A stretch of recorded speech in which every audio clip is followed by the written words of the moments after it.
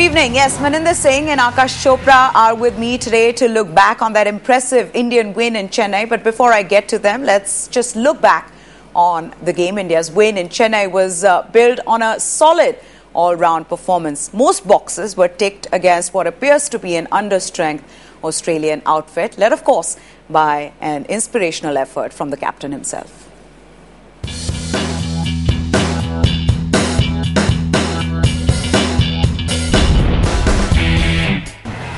And with this win, Dhoni has joined Sourav Ganguly as the most successful Indian captain. This win was Dhoni's 21st, putting him on par with Ganguly. Dhoni, who equaled Ganguly's record in his 44 tests, now has the opportunity to go past his former skipper with 3 tests in the series to go.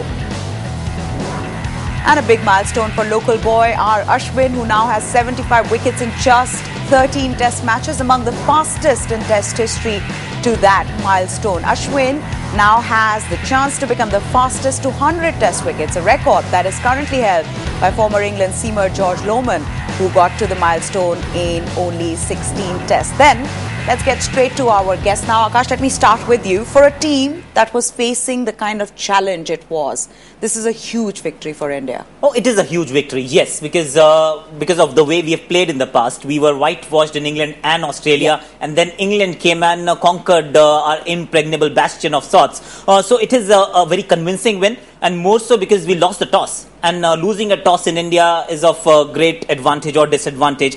In our case, losing the toss could have meant Australia running away with the game. But Dhoni, I think, special mention to the knock he played. A double century just clinched the deal for India and has changed the course of this test series as far as I'm concerned.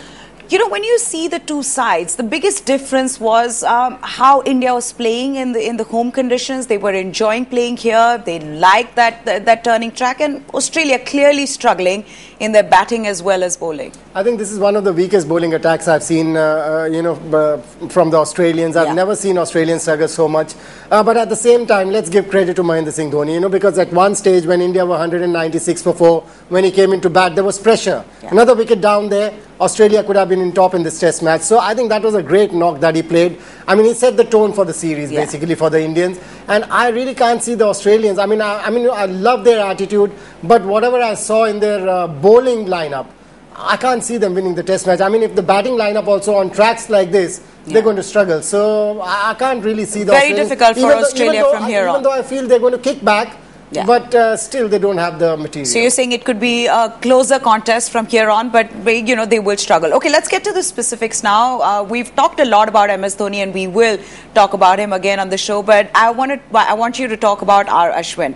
Now, we all know he played extremely well. He got the wickets that he deserved, but Maninder, in your mind, what was he doing differently in this test match? See, he was trying too many things when he was playing against the English opposition, and I think they handled him well as well.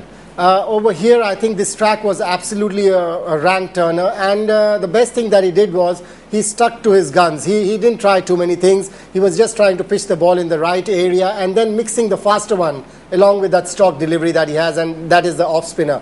I think he's got to realize he's got a fantastic off-spinner delivery. He's got the revolutions that are required, and then he can keep mixing things once in a while. Say a faster one in every 12 balls. He would keep the batsman guessing all the time. But if you're trying too many things, the carom ball, I really haven't understood what a carom ball is till date. But, they're talking about it. A carom ball, a top spinner, a leg cutter. I like it when Maninder says he hasn't understood carom ball. Then what about us, the lesser mortals? And what about the batsman? What about the batsman? It's difficult to pick, but I completely agree with him. This time around, he's bowled slower, he's bowled fuller, and he's looked to turn the ball.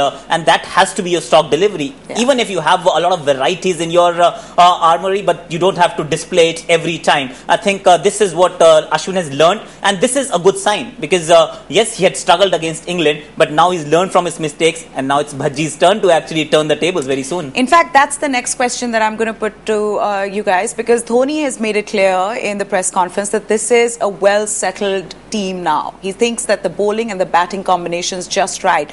So in your mind, does Harbhajan Singh, does he deserve a place in the next match, going by how he bowled in the second innings, especially in that test match? See, he's confused me actually. For what I saw in the first innings, I thought, he was completely lost. The body language was very poor. The expressions on the face were as if, there's so much of pressure on him. Actually, he's agreed to it, that he had pressure in the first innings. But in the second innings, he bowled with a fantastic rhythm. I mean, that is the rhythm we saw in the Irani Trophy or in the semi-finals of the Ranji Trophy that he played for Punjab. So let's hope that he carries on and he continues with the rhythm that he got in the second innings. I'm a little confused at the minute, but I would still, what I saw in the second innings, I think I would still go in with him. But at the same time, I would get the Pragyan Ojha in, because Pragyan Ojha, even before this test match started, I thought that Pragyan Ojha didn't have a place, even though he's bowled so well. He's got a fantastic record, 20 test matches, 95 wickets. But after seeing this test match, I think you've got to get So drop Pragyan a seamer in place of... That's it. If you're going to get tracks like that, then just go in with one seamer and go in with Pragyan Ojha. And I would really love to see Ajinkya Rahane actually in the mix of things. So that's what I was coming to. If you're looking at this series in isolation, then go ahead with it.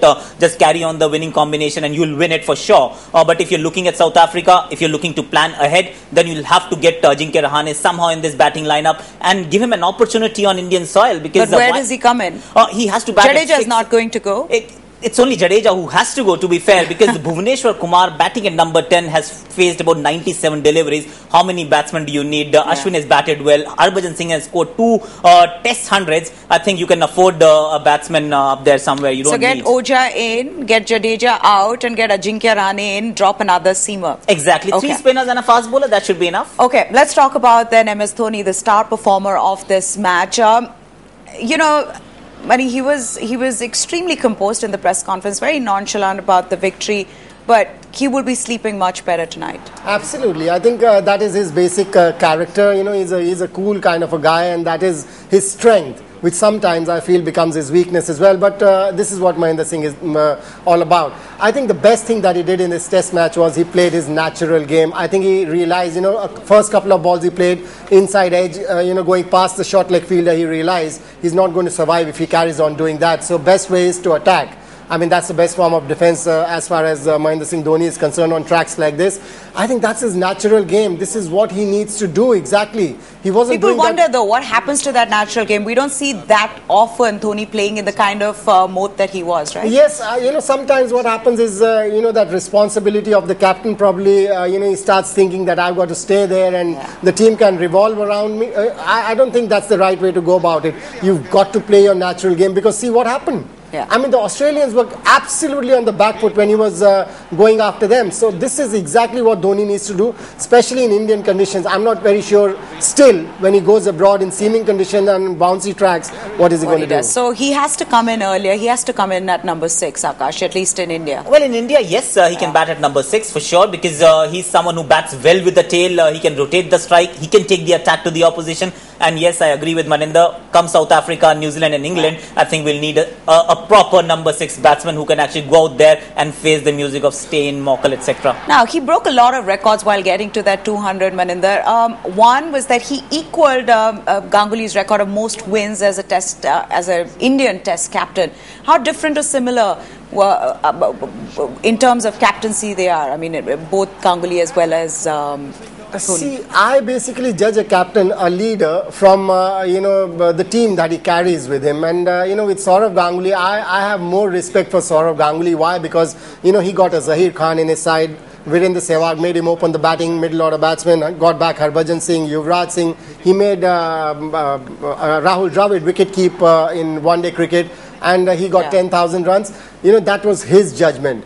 I think Mahendra Singh Dhoni's judgment has been Praveen Kumar, Piyush Chawla, R.P. Singh, Ajay Jadeja Singh, Ravindra Jadeja. So I think I judge a leader from the team, the kind of team that he chooses, and I think I have more respect. And I'll always have more respect Just for to add one more bit, I judge a captain, an Indian captain, on the way he's done abroad. And Sourav Ganguly's overseas record, I think, is much better than Dhoni's. Dhoni's record has been abysmal. 0-8, I don't think any captain has actually survived as long as Dhoni has after that downfall.